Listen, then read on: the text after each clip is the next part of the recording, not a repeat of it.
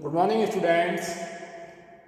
आज हम class 11th में सब्जेक्ट बायोलॉजी में chapter number 17 breathing and exchange of gases में हमने कुछ टॉपिक आपको ऑफलाइन क्लासेस में जब क्लासें लगी थी तो इस चैप्टर के कुछ टॉपिक हमने वहाँ पर आपको बता दिए थे और कुछ टॉपिक रह गए हैं।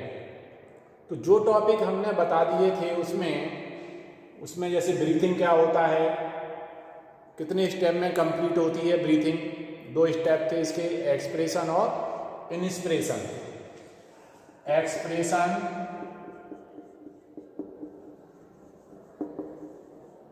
ये सेकंड वाला था, फर्स्ट वाला था इंस्पिरेशन।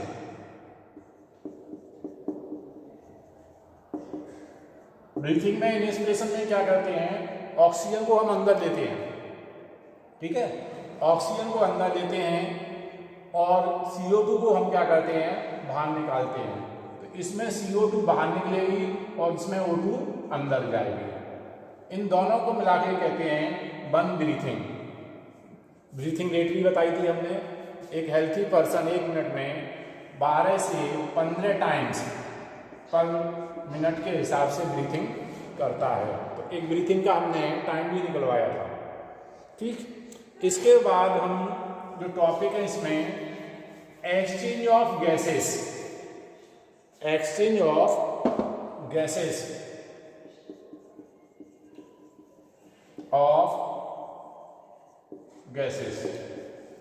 तो मैंने बताया था जब ब्रीथिंग पढ़ाया था उसमें, तो उससे पहले मैंने रेस्पिरेटरी ऑर्गन्स पढ़ाए थे।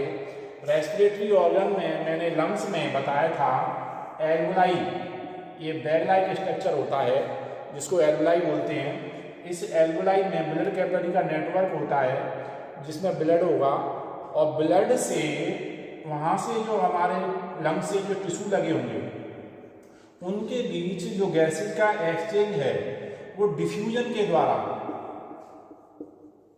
उसके द्वारा डिफ्यूजन के द्वारा होता है।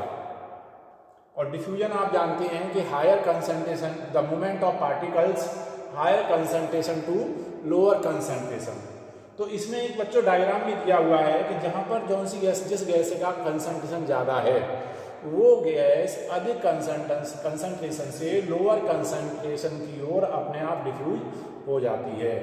तो जो गैस एक्सचेंज की साइट है वो एल्वुलाई है और एल्वुलाई से टिश्यूज तक गैसेज का एक्सचेंज होता है, कंसंट्रेशन पर डिपेंड करता है। तो ये मैंने आपको क्लास में ही बता दिया था। इसके बाद जो टॉपिक है अगला वो है ट्रांसपोर्ट ऑफ गैसेस। ये भी मैंने थोड़ा बता दिया था और बता दे रहा हूँ मैं इसमें, ट्रांसपोर्ट ऑफ गैसेस।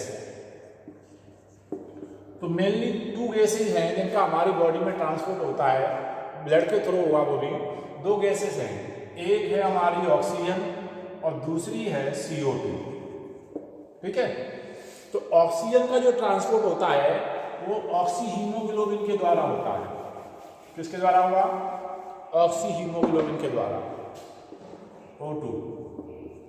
तो ऑक्सी हीमोग्लोबिन के द्वारा कैसे होगा, ब्लड में हीमोग्लोबिन होता है Hb, हीमोग्लोबिन को हम Hb से शो कर रहे हैं, Hb। और हीमोग्लोबिन को ये क्या, हीमोग्लोबिन क्या करता है, ऑक्सीजन। ब्लड का आपने कंपोजिशन पढ़ा होगा, ब्लड में RBC होती हैं, RBC का कलर रेड होता है क्योंकि उसमें हीमोग्लोबिन प्रेजेंट होता है। तो हीमोग्लोबिन क्या है, रेड कलर पिगमेंट है which help in exchange of gases, transport of gases.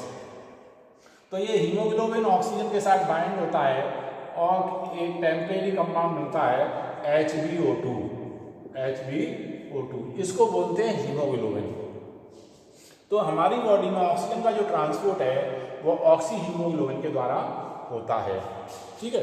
अब दूसरा सेकंड आता है transport of CO2, transport of CO2।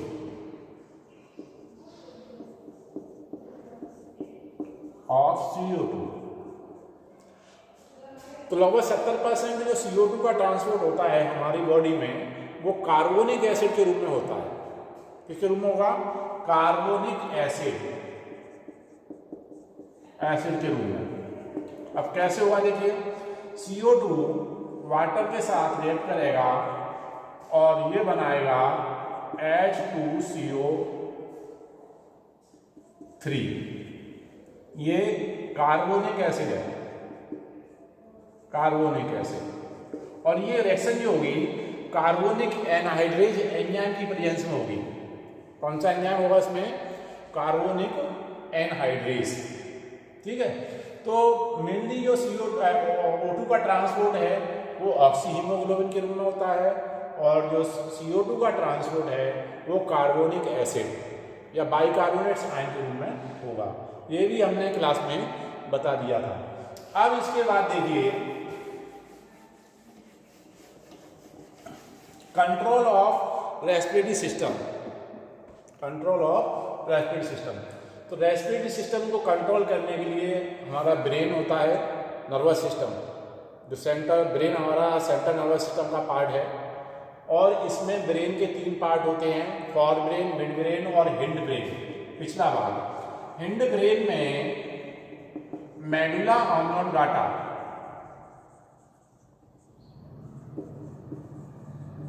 Oblongata में हमारा ये सेंटर होता है जो हमारी ब्रीथिंग रेट को कंट्रोल करता है। ठीक है, इसके बाद हम आपको बता रहे हैं कुछ रेस्पिरेटरी डिसऑर्डर्स होते हैं। क्या होते हैं? रेस्पिरेटरी डिसऑर्डर्स, उनके बारे में बता रहे हैं। कौन कौन से रेस्पिरेटरी डिसऑर्डर हैं?